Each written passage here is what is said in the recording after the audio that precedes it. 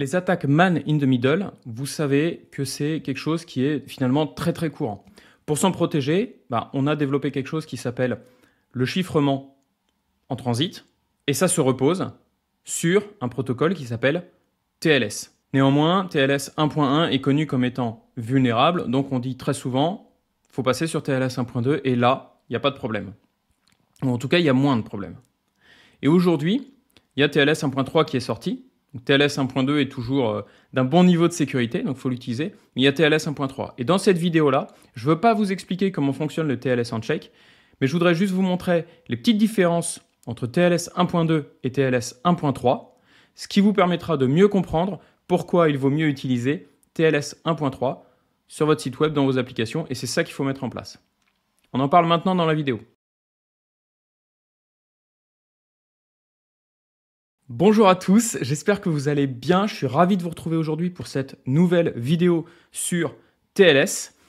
Si c'est la première fois que tu viens sur cette chaîne, on est ravi de t'accueillir. Abonne-toi, tu verras, on parle de plein de choses intéressantes, surtout tech et orienté cybersécu. Et aujourd'hui, on va s'attacher à comprendre un peu mieux comment fonctionne le TLS Handshake pour la version 1.2 et la version 1.3. Et on va les mettre ensemble en face. Et on va regarder quelles sont les différences. Si tu veux comprendre comment fonctionne le TLS Handshake, j'avais fait une petite vidéo que je te mets en lien qui va t'expliquer les différentes étapes qui permettent de faire le TLS Handshake. C'est très intéressant et ça va être clé, je pense, dans une meilleure compréhension de cette vidéo aujourd'hui. TLS en version 1.2, voici le full handshake.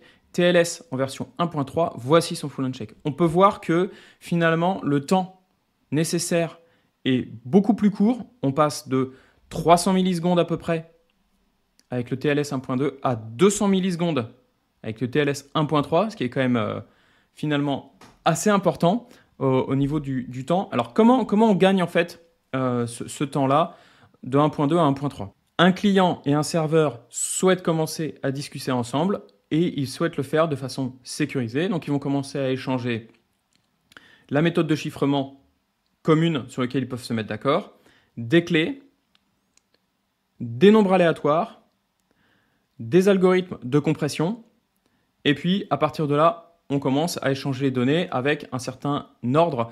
On compresse, on chiffre et ainsi de suite. Ce qu'il faut comprendre, c'est que ça, TLS 1.2, il va faire son hello pour savoir si le serveur est disponible pour pouvoir échanger avec lui. Le serveur va lui répondre un hello, un acquittement hello, il va dire ok, je suis dispo. Et là, ils vont commencer à faire les échanges dont je viens de vous parler. Ils vont changer les clés, les cipher suites et ainsi de suite. Une fois qu'il a fini ça et que la spec globale d'échange est faite, ils vont pouvoir commencer à discuter en HTTPS, HTTP Secure, en utilisant toute cette méthode-là. Et ça va leur prendre 300 millisecondes. En TLS 1.3, on voit qu'en fait, il n'y a plus que 5 étapes au lieu de 7. Donc il y en a 2 qui ont sauté. Quelles sont les 2 étapes qui ont sauté ? En fait, le client va accélérer les choses en envoyant un hello et en même temps en commençant à échanger les clés. Il va dire est-ce que tu es disponible pour discuter avec moi ? Et si c'est le cas, voilà tout de suite mes clés. Plutôt que d'attendre un oui, je suis disponible, et là on commence à échanger les clés. À partir de là, si le serveur est disponible, au lieu de répondre oui, hello, je suis disponible pour discuter avec toi, on peut commencer à échanger des clés, il dit même plus oui, je suis dispo, mais il commence directement à faire les échanges de clés, les échanges de certificats et ainsi de suite. Et donc à partir de là, on peut tout de suite commencer les requêtes HTTP.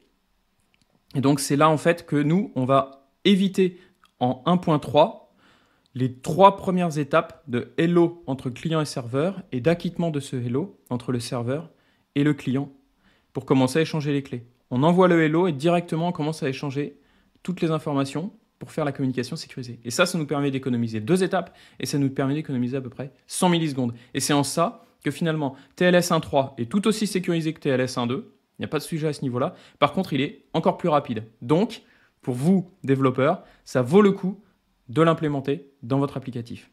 Et voilà pour ce petit tour d'horizon super rapide TLS 1.2 versus TLS 1.3.